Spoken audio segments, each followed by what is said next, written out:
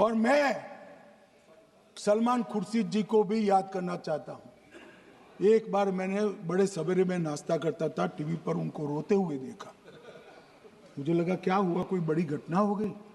तो रोते रोते वो श्रीमती सोनिया गांधी के घर से बाहर आ गए कि बाटला हाउस की घटना देखकर सोनिया जी फूट फूट कर रो पड़ी।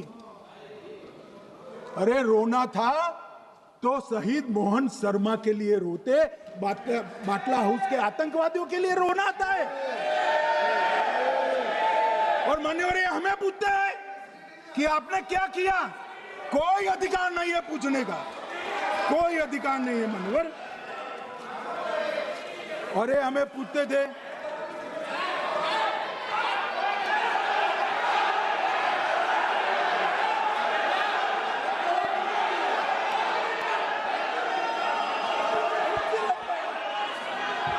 मान्यवर, अभी 25% बाकी।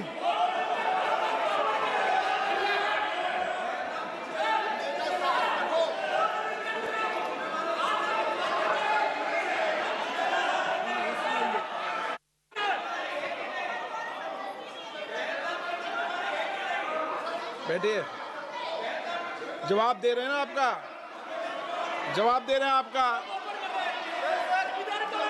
पहलगांव के बाद जो घटनाक्रम घटित उसका जवाब दे दिया ना माननीय गृह मंत्री जी ने। आपने पूछा आतंकवादियों क्या हुआ, आतंकवादियों का जवाब दे दिया। क्या पूछना चाहते हैं आप? आपने हर सवाल पूछा, हर सवाल जवाब सुनिए माननीय गृह मंत्री जी।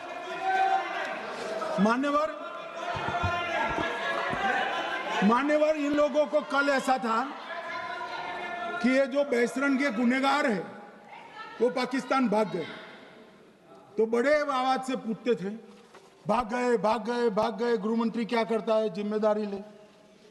हमारी तो सेना ने ठोक दिया, सीआरपीएफ ने ठोक दिया मान्यवर। अब मेरा तो जवाब बनना ना देता है ना वो मांगना बनता है, मगर मैं उनको कुछ पूछना चाहता हूं।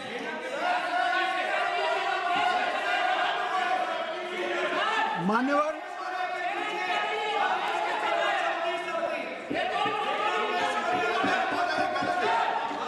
प्लीज, मारेगी तो सेना ही ना, सेना अब ऐसे भी मारेगी ना, तो वो भी ये कह रहे हैं सेना और सीआईएसएफ ने मारा।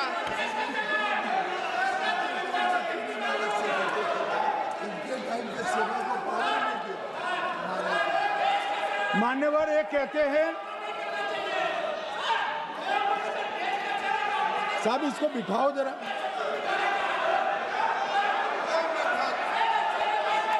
हाँ प्लीज बैठिए बैठिए बैठिए बैठिए बैठिए।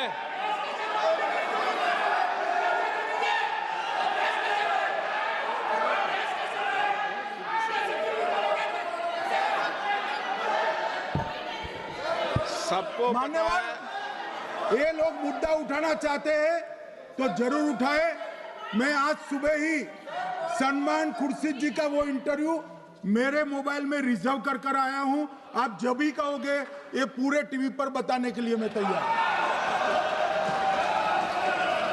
सेव कर आया हूं। इनकी इच्छा है तो कल एक समय तय करिए, यहां बता दीजिए चारों टीवी में, और देश की जनता भी देख ले।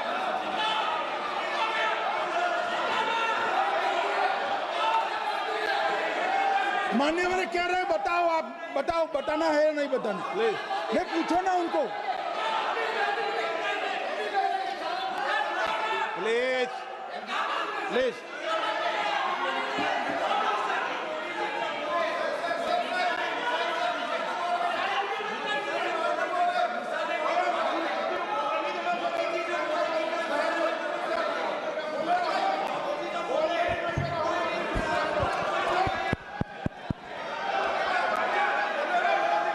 बिट्टू बैठ जा। मान्यवर ये पूछ रहे थे कि क्यों भाग गए। अब मेरा समय काफी जाएगा, मैं जरा संक्षिप्त में कहता हूं, घटनाओं पर नहीं जाऊं। दाऊद इब्राहिम कासकर 1986 में भागा श्री राजीव गांधी की सरकार। सैयद सलाउद्दीन 93 में भागा, कांग्रेस की सरकार। टाइगर मेमन 93 में भागा, कांग्रेस की सरकार। अनीस इब्राहिम कासकर 93 में भागा, इनकी सरकार। रियाज भटकल 2007 में भागा, इनकी सरकार। इकबाल भटकर 2010 में भागा, इनकी सरकार। मिर्जा सादाब बेग 2009 में भागा, इनकी सरकार। अब मान्यवर मेरा तो जवाब मांग लिया, हमारे सुरक्षा बलों ने मेरा जवाब भी दे दिया, अब राहुल गांधी इसका जवाब दे।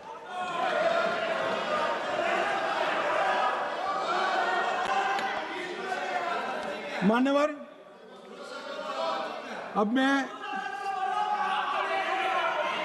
कश्मीर के विषय में मैं बात करना चाहता हूं। कल कहते थे कि गृह मंत्री ने भाषण किया था कि 370 की कलम जाएगी तो आतंकवाद कम हो जाएगा। क्या हुआ? मान्यवर मेरा हिसाब देना बनता है। हम भारतीय जनता पार्टी के कार्यकर्ता हैं, ये नरेंद्र मोदी जी की सरकार है, हम जवाबदेह होते हैं जनता के प्रति, संसद के प्रति और देश के हितों के प्रति। मैं आज देश की जनता के सामने 2004 से 14 और 2015 से 25 10-10 साल का लेखा जोखा रखना चाहता हूं। 2004 से 14 में अखंड सोनिया मनमोहन की सरकार थी 10 साल की, और 15 से 25 अखंड रूप से नरेंद्र मोदी जी की सरकार। कश्मीर में टेरर इंसिडेंट 7217 हुए थे 2004 से 14 में। 70% की कमी के साथ 2150 हो गए 1525। नागरिकों की मृत्यु 2004 से 14 में 1770 हुई, 2015 से 25 में कम होकर 357 हो गई, 80%। सिक्योरिटी फोर्सेस की मृत्यु 1060 हो गई उस वक्त, और हमारे समय में 542 हुई, और टेररिस्टों की मृत्यु में 123% की वृद्धि हुई। ये हमें पूछ रहे हैं क्या हुआ? आंकड़े से भाग नहीं सकते भाई, आंकड़े से भाग नहीं सकते। और अब मैं कहता हूं कि धारा 370 ने कश्मीर में आतंकवादी इकोसिस्टम को नष्ट कर दिया है, जिस धारा 370 को आपने इतने साल तक बचा कर। हमने जीरो टेरर प्लान बनाया है, एरिया डोमिनेशन प्लान बनाया है, मल्टी लेवल डिप्लॉयमेंट किया है, सुरक्षा जेलें बनाई हैं, 98% ट्रायल अब वीडियो पर हो रहे हैं। हमने संचार साधन बसाए हैं और 702 फोन विक्रेता जेल में डाले, 2667 सिम कार्ड बन गए। हमने, एक जमाना था साहब 10-10 हजार लोगों के जनाजे निकलते थे, पूरे देश ने घटनाएं देखी होगी, बुरहान वानी मर गए, फला मर गए, ढिका मर गए, 10-10 हजार। अब जो मारा जाता है उसको वही दफना दिया जाता है। किसी भी आतंकवादी को उसका महिमा मंडन करने के लिए जनाजे की इजाजत नरेंद्र मोदी के शासन में नहीं। मान्यवर, आतंकवादियों के सगे वाले और समर्थक चुन चुन कर हमने नौकरियों से निकाले, पासपोर्ट रद्द कर दिए हैं, गवर्नमेंट कॉन्ट्रैक्ट रद्द कर दिए हैं, 75 से ज्यादा आतंकी समर्थकों को कोर्ट से ऑर्डर लेकर सरकार से बर्खास्त कर दिया गया है। बार काउंसिल उनके समर्थकों से भरी थी, सस्पेंड कर नया लोकप्रिय चुनाव हमने कराया है। मान्यवर, कई संगठन बैन करे, मैं बाद में बताता हूं। विशेष यूएपीए अदालतें बनाई हैं, लगभग मार्च 22 से 25 के बीच में यूएपीए के 2267 मामले हमने जब्त किए हैं, दर्ज किए हैं, 374 कुर्की किए हैं, और परिणाम क्या आया मान्यवर? ये पूछ रहे हैं परिणाम क्या है। शुतुरमुख वृत्ति से अगर मिट्टी में सर रखकर बैठोगे तो कुछ नहीं, सूर्य भी नहीं दिखेगा। मान्यवर परिणाम आया है। पहले ऑर्गेनाइज टॉन पेल्टिंग साल की 2654 होती थी एवरेज इनकेस में। कितनी मान्यवर? 2654 पथराव होते हैं। 2024 में 0 हो गए। मान्यवर ऑर्गेनाइज हड़ताल पाकिस्तान से ऐलान करते थे, घाटी बंद रहती थी। पाकिस्तान की भी हिम्मत नहीं है, घाटी में भी हिम्मत नहीं है। इनके समय में साल में 132 दिन घाटी बंद रहती थी। अब ऑर्गेनाइज हड़ताल 3 साल से 0 है। मानव टॉन पेल्टिंग में नागरिकों की मृत्यु हर साल 112 होती थी। 3 साल से नागरिकों की मृत्यु 0 है। मान्यवर जख्मी होते थे 6235 लोग टॉन पेल्टिंग में, आज 0। मान्यवर आज मैं बताता हूं, एक समय में हुर्रियत के नेताओं को यहां वीआईपी ट्रीटमेंट मिलती थी। हुर्रियत के साथ चर्चा करते थे और ये हुर्रियत वाले आते थे, रेड कारपेट पूरा रोड खाली कर कर सीधा आता था और मनमोहन सरकार के दूत इनके साथ चर्चा करते थे। सारे हुर्रियत के कंपोनेंट हमने बैन कर दिए हैं, सारे जेल की सलाखों के पीछे। हम कोई हुर्रियत से बात करना नहीं चाहते।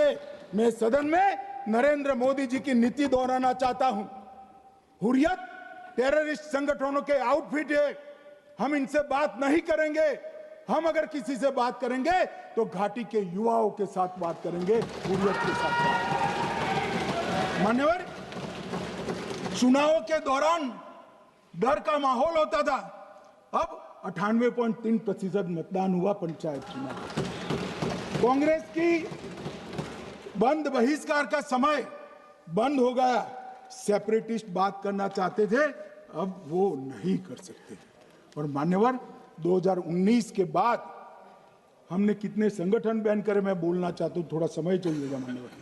The TRF, people's anti fascist front, Tehreek ul Mujahideen, Jamaat ul Mujahideen Bangladesh Hindustan, Jammu Kashmir Ghaznavi force, Khalistan tiger force, Hizb ut Tahrir, Jamaat Islami, जो जमात इस्लामी ने पूरे पाकिस्तान के अंदर एक प्रकार से अलगाववाद का जहर घोला, वो जमात इस्लामी आज बंद कर दिया गया। Jammu Kashmir liberation front, Jammu Kashmir democratic freedom party, Muslim league Jammu Kashmir, Tehreek Hurriyat, Muslim conference Sumji गुट, Jammu Kashmir national front, Jammu Kashmir people's freedom league, Jammu Kashmir people's league, Jammu Kashmir Ittehadul Muslimeen Awami action committee, Sikh for justice और पॉपुलर फ्रंट ऑफ इंडिया को भी हमने बैन किया। और ये शांति ऐसे नहीं हुई है। और ये कहते हैं कि एक भी घुसपैठ नहीं होती है। कभी गए हो आप पाकिस्तान? तो कई बार गए हो गया, सीमा पर गए हो पाकिस्तान, तो कई बार गए हो। फिर से बोलता हूं, सीमा पर गए हो, सीमा के माध्यम से पाकिस्तान गए हो। हमारे जवानों की कठिनाई देखो साहब, -43 डिग्री में पहाड़ पर रहकर नदी नालों के बीच में चौकी करते हैं। कोई घुस गए तो क्या हुआ? कोई घुस गया वो बचेगा नहीं। यहां हम उसको या तो अरेस्ट करेंगे या तो एनकाउंटर में वो मारा जाएगा, बचेगा कोई नहीं। इनको सीमा की भौगोलिक कठिनाइयां मालूम नहीं। वहां मान्यवर कई नदी नाले हैं, वेग से पानी आता है, -46 डिग्री टेम्परेचर है, नीचे सुरंगें बनाते हैं। और ये तो ऐसे कह रहे हैं घुस गए। अरे भाई, आपके मन में तो, आपके समय में तो घुसने की जरूरत ही नहीं थी। आप बुलाते थे वीजा देकर, क्यों घुसेंगे? घुसने की जरूरत ही, जैसे आप पाकिस्तान जाते हो वैसे वो यहां आते। मान्यवर अब ये कैसे हमें पूछ सकते हैं? मान्यवर मान्यवर, मैं समझ रहा हूं मान्यवर, मैं समझ रहा हूं पोटा का विरोध करने वाले को नरेंद्र मोदी की आतंकवादी विरोधी नीति नहीं पसंद आई। मैं समझ रहा हूं पोटा रद्द करने वाले को नरेंद्र मोदी जी की एंटी टेरर नीति पसंद नहीं आई। मैं समझ रहा हूं टेररिस्टों का बचाव कर वोट बैंक बनाने वालों को एक कोई नीति पसंद नहीं आएगी। मान्यवर, इसका विरोधी होना है। परंतु मैं आज एक बात यहाँ सदन के सामने आपके माध्यम से सदन को और दुनिया को बताना चाहता हूँ। मान्यवर, ये नरेंद्र मोदी सरकार है टेररिज्म के खिलाफ हमारी जीरो टॉलरेंस की नीति है, ऑफर है और हम विजयी हो। और मान्यवर, मैं फिर से अंत में ऑपरेशन महादेव में जुड़े हुए सेना, सीआरपीएफ और जम्मू कश्मीर पुलिस के सभी जवानों को दो हाथ जोड़कर प्रणाम कर बहुत बहुत साधुवाद।